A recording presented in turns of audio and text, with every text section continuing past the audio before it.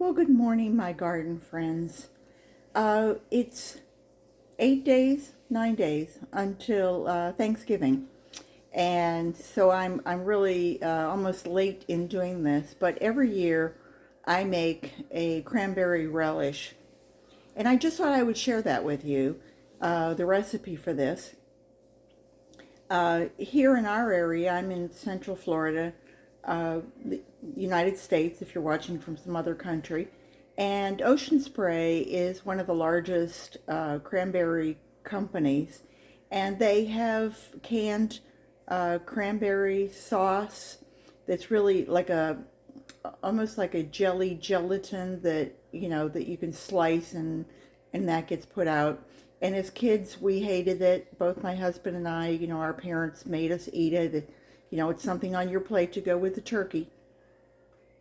And as we got older, then we kind of eliminated that. And as we got back into cooking, then we realized that there is a cranberry relish that if you make it from straight from cranberries, it really is good.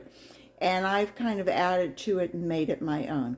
So I'm afraid I've already made it, and I'm doing this after the fact. But I took the cranberries and I rinsed them. Let me pull this back a little bit. I took the cranberries and I rinsed them, and then I put them in a pot and turned it on pretty close to high, because you really want the heat to make the cranberries pop. And so as that starts to heat up, I throw in a cup and a half of sugar, and then I add about 3/4 of a cup of orange juice.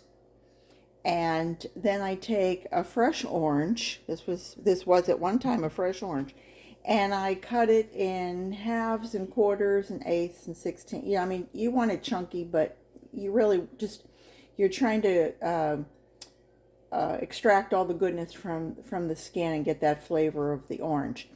And so you cook that, and as it heats up, then I take a big spoon, a slotted spoon, because I used to have a potato masher, but I think that somewhere in a move it got lost. But anyway, this is the same idea, and you can mash it down, and they will actually you'll hear them, you'll hear them popping.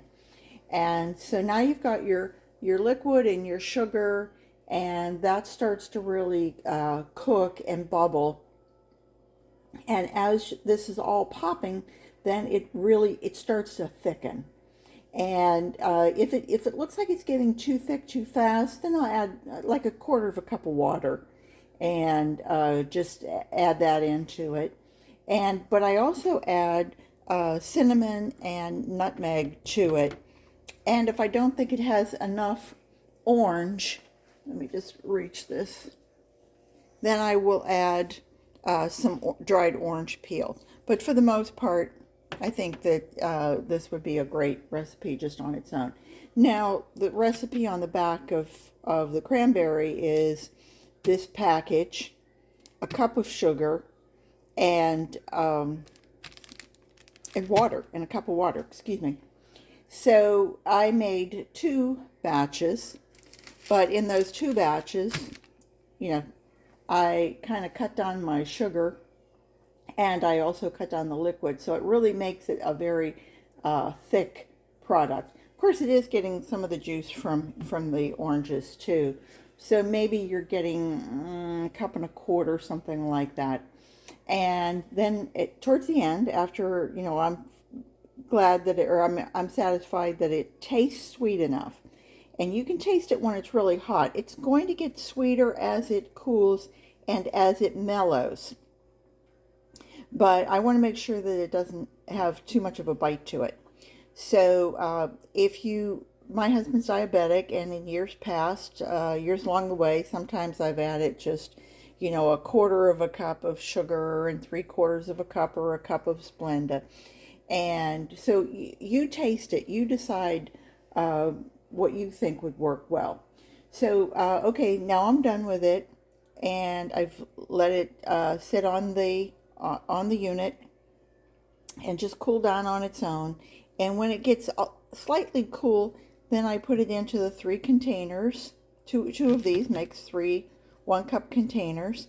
And then, this is my secret, is that I pour, as it starts to really cool, then I pour a layer of port on top. And you can see that this is glistening, and it's, you can see how it's moving. Well, that's the port on top.